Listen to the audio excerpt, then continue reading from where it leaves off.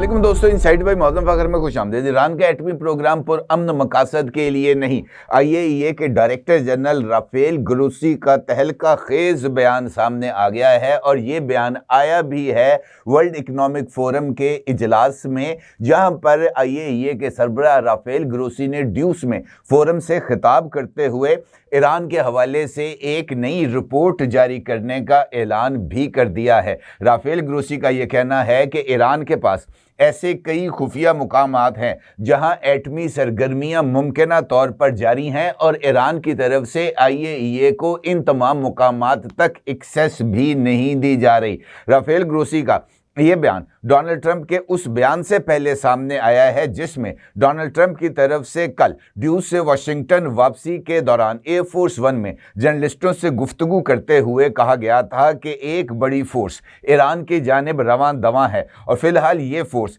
एहतियाती तौर पर तैनात की जा रही है, देखें आगे क्या होता है। ताहम उन्होंने 4 दिन में दूसरी मरतबा कहा है कि हम ईरान को जौहरी सरगर्मियां जारी रखने की इजाज़त नहीं दे सकते। दोबारा सरगर्मी हुई तो पहले से ज़्यादा सख्त कार्रवाई की जाएगी और ये कार्रवाई इतनी सख्त होगी कि ईरान को इससे पहले अमेरिका की जानिब से उसके एटमी मुकामात पर किए जाने वाले हमले बहुत ही ज़्यादा मामूली महसूस होंगे। अब ये जो दोनों बयानात सामने आए हैं बज़ाहिर इस बात की तरफ इशारा कर रहे हैं कि राफेल ग्रोसी जो कि IAEA के सरबराह हैं, वो अमेरिका को ईरान पर हमले के लिए बिल्कुल वैसे ही जवाज़ फराहम कर रहे हैं जैसे इसराइल को जून में ईरान पर हमले के बाद जवाज़ फराहम करने की कोशिश करते हुए IAEA के इसी सरबराह की जानिब से एक नई रिपोर्ट को जारी किया गया था, जिसमें इस बात का दावा किया गया था कि ईरान मुमकिना तौर पर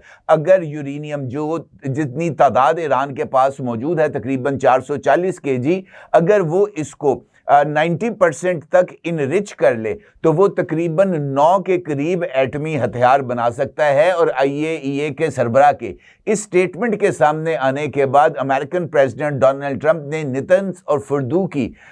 ईरान की जो न्यूक्लियर साइट्स ज़ेरे ज़मीन थी उनको बंकर बस्टर बॉम्ब्स के ज़रिए निशाना बनाया गया था। अब इस सूरत हाल में ये सवाल है और बड़ा ही इंपॉर्टेंट सवाल है कि ड्यूस को जनाब ये जो राफेल ग्रोसी हैं इन्होंने ख़ास तौर पर ईरान पर इल्ज़ाम आराई के लिए क्यों मुंतखब किया और उन्होंने अपने खिताब में ईरान के ऊपर कौन कौन से नए इल्ज़ामात आयद किए हैं और ऐसे कौन से खुफिया मुकामात की निशानदेही IAEA की तरफ से की गई है जिसमें IAEA ईरान पर खुफिया सरगर्मियां जारी रखने का इल्ज़ाम आयद कर रहा है और वहां से यूरेनियम के ज़रात को जो है वो उसकी मौजूदगी का इंकशाफ भी IAEA की तरफ से किया गया है। इस सारी सूरत हाल पर बात करते हैं, लेकिन उससे पहले बात करूंगा ईरान में आने वाले 4.4 शिद्दत के ज़लज़ले की। और ये ज़लज़ला भी ईरान की न्यूक्लियर साइट के करीब ज़ेरे ज़मीन महज 10 किलोमीटर नीचे आया है, जिसने एक मरतबा फिर इन खबरों को तक़वियत दी है कि ईरान ने मुमकिना तौर पर कोई नया एटमी तजुर्बा किया है। अगरचे ये जो ज़लज़ला है जिसका मैंने आपके साथ जिक्र किया है, इसके बारे में अभी तक किसी भी इंटरनेशनल सिस्मिक सेंटर की तरफ से ऐसी कोई रिपोर्ट सामने नहीं आई कि ये ज़लज़ला जो है वो किसी एटमी तजुर्बे का नतीजा है, क्योंकि माजी में भी जब अब से चंद हफ्ते कबल जब इसराइल की जो नीगो सैरा के ज़ेरे ज़मीन होने वाला ज़लज़ला था उसके बारे भी इंटरनेशनल सिस्मिक सेंटर्स की तरफ से कोई रिपोर्ट सामने नहीं आई थी, लेकिन सवालात यकीनी तौर पर पैदा हो गए हैं। अब जो इंटरनेशनल मीडिया है वो ईरान में आने वाले इस 4.4 शिद्दत के ज़लज़ले को राफेल ग्रोसी के बयान के साथ रख कर देख रहा है और ख़ास तौर पर ईरान के सुप्रीम लीडर जनाब आयतुल्लाह अली खामेनेई की उस बयान की रोशनी में भी देखा जा रहा है जिसमें उन्होंने इस बात का इंकशाफ किया था कि हमें मजबूर ना किया जाए। और ख़ास तौर पर ईरान की जो सरकारी मीडिया है उससे जारी होने वाली एक वीडियो के साथ भी जोड़ा जा रहा है, जहां पर एक हाथ के अंदर एक छोटा न्यूक्लियर हथियार दिखाया गया था और ईरान का जो सरकारी मीडिया है वहां पर इस वीडियो को शेयर किया गया था। तो इस तरह डॉट्स को कनेक्ट करने की कोशिश की जा रही है। मामला है कि इंटरनेशनल एटॉमिक एनर्जी एजेंसी, जिसको IAEA कहा जाता है, उसके डायरेक्टर जनरल हैं राफेल ग्रोसी। उन्होंने ड्यूस स्विट्जरलैंड में वर्ल्ड इकोनॉमिक फोरम में खिताब के मौके पर ईरान के साथ IAEA के जारी तनाज़े पर बयान दिया। उनका यह कहना था कि ईरान की जानिब से अफजूदा यूरेनियम के जखीरे की तफसीलात अभी तक इंटरनेशनल एटॉमिक एनर्जी एजेंसी को फराहम नहीं की गई और बमबारी से मुतासरा न्यूक्लियर तंसीबात तक रसाई भी अभी तक IAEA को फराहम नहीं की गई। ग्रोसी ने खबरदार किया कि अगर ईरान ने ताउन ना किया तो वो एक ऐसी रिपोर्ट जारी कर सकते हैं जिसमें यह तस्लीम किया जाए कि IAEA को ईरान के 60% अफजूदा यूरेनियम, जिसकी मिकदार तकरीबन 440.9 किलोग्राम है, उसकी जगह और हैसियत का इल्म नहीं है। और अगर ईरान की तरफ से ऐसा कोई सबूत फराहम नहीं किया गया जिससे ये बात जाहिर हो कि अमेरिका की तरफ से किए जाने वाले हमले में ये 440.9 kg यूरेनियम तल्फ हो गया है, तो फिर ऐसी सूरत हाल में IAEA के पास ये कहने का जवाज मौजूद होगा कि इस मवाद को मुमकिना तौर पर छुपाया गया है या गलत तौर पर इस्तेमाल किया जा रहा है। उनका यह भी कहना था कि अभी तक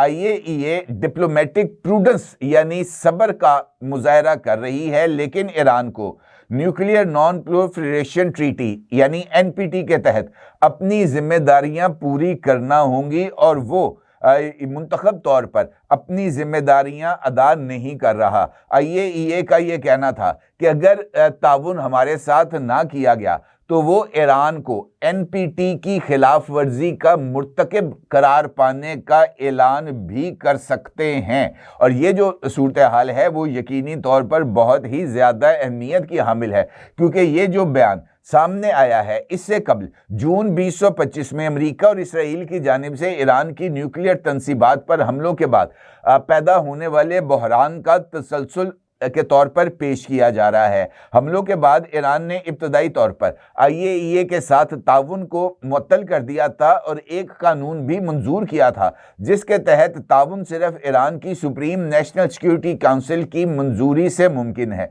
ताहम सितंबर 2025 में काहिरा में ईरान के वजीर खारजा अब्बास अरागची और ग्रोसी के दरमियान एक मुआहदा हुआ था जिसमें ताउन बहाल करने के तरीक़ाकार पर इत्तफाक किया गया था और IAEA के इंस्पेक्टर्स को दोबारा ईरान में दाखिल होने की इजाज़त दी गई थी। लेकिन इसके बावजूद IAEA की जून और सितंबर 2025 की रिपोर्ट्स में बताया गया है कि ईरान ने अफजूदा यूरेनियम की तफसीलात वाली एक खुसूसी रिपोर्ट अभी तक ईरान में जो है वो IAEA में जमा नहीं कराई और बमबारी से मुतासरा मुकामात तक रसाई नहीं दी गई। और इस हवाले से IAEA के डायरेक्टर जनरल ने ड्यूस में अपने खिताब में इस हवाले से जो है वो ईरान को धमकी भी दी कि वो अक़वाम मुत्तहिदा की सिक्योरिटी काउंसिल के अंदर भी अपनी जो रिपोर्ट है वो जमा करवा सकता है। इसके साथ साथ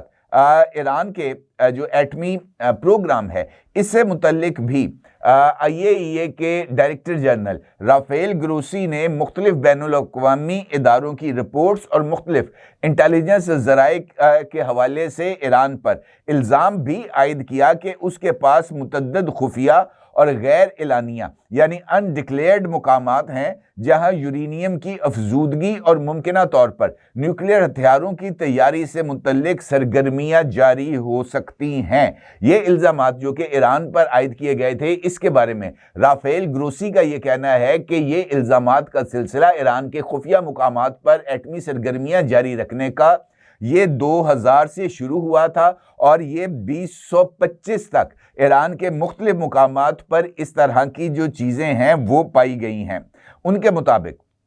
IAEA की मई 2025 में जमा कराई गई जामे रिपोर्ट में ईरान पर इल्जाम आयद किया गया कि उसने 3 से 4 गैर ऐलान शुदा मुकामात पर यूरेनियम की अफजूदगी और न्यूक्लियर सरगर्मियां की, जो न्यूक्लियर नॉन प्रोलिफरेशन ट्रीटी की खिलाफ वर्जी है। ये साइट्स जो हैं वो ईरान के एनपीटी पर दस्तखत करने से पहले भी फाइल थी, और ये जो तनसीबात हैं वो मुमकिना तौर पर हथियारों की तैयारी से जुड़ी हुई हैं। IAEA की रिपोर्ट के मुताबिक, जिसका हवाला दिया है राफेल ग्रोसी ने, उसके मुताबिक तेहरान के करीब एक फौजी कॉम्प्लेक्स का हिस्सा है जो लेविसान या शान का नाम है जिसका, और यहाँ पर न्यूक्लियर धमाका खेज टेस्ट के लिए यूरेनियम मेटल का इस्तेमाल किया गया था, यानी न्यूट्रॉन इनिशिएटर्स यहाँ पर इस्तेमाल किए गए थे, और यहाँ पर यूरेनियम के ज़रात का पता भी चलाया गया था जो हथियारों की तैयारी की तरफ इशारा करते हैं। ये इल्ज़ाम भी है कि तेहरान के जनूब मशरक में यूरेनियम की कानकनी और कन्वर्शन की खुफिया एक मुकाम था जहां पर भी इस तरह की सरगर्मियां की गईं, और बाद अज़ां ईरान ने इस ये जो प्लांट था इसको तल्फ कर दिया था। इसके साथ साथ ये जिक्र भी इस रिपोर्ट के ज़रिए ही सामने आया है जहां पर इस बात का इंकशाफ किया गया है कि ईरान के पास इस वक्त जो हकीकी यूरेनियम मौजूद है उसकी तादाद 9000 किलोग्राम से ज़्यादा है। ये इंकशाफ किया उन्होंने। तो ये जो सूरत हाल है, इसके साथ साथ IAEA के राफेल ग्रोसी ने 2018 में तेहरान के करीब तुर्कुज़ाबाद के हवाले से इंकशाफ किया है कि यहाँ पर ताबकारी मवाद भी छुपाया गया है, और इसी तरीके से ये जो तेलंगान 2 है, जो प्राचीन मिलिट्री कॉम्प्लेक्स है, यहाँ पर हाई एक्सप्लोसिव टेस्ट और न्यूक्लियर हथियारों की तहकीक, इस तरह के इल्ज़ामात आयद किए गए हैं जो कि यकीनी तौर पर ईरान के ऊपर जो प्रेशर है, मुझे ऐसे लगता है वो बढ़ाने की एक कड़ी है। और उसके साथ साथ ये जो 4.4 शिद्दत का ज़लज़ला है, ये भी इसी मामले के साथ इसको जोड़ने की कोशिश की गई है, क्योंकि इस ज़लज़ले का एपिक सेंटर करमान सूबे के फरियाब शहर के करीब था, जो ईरान के जनूब मशरकी इलाके में है, और यहाँ पर 4.4 शिद्दत का ज़लज़ला रिकॉर्ड किया गया। इम्पॉर्टेंट बात यह है कि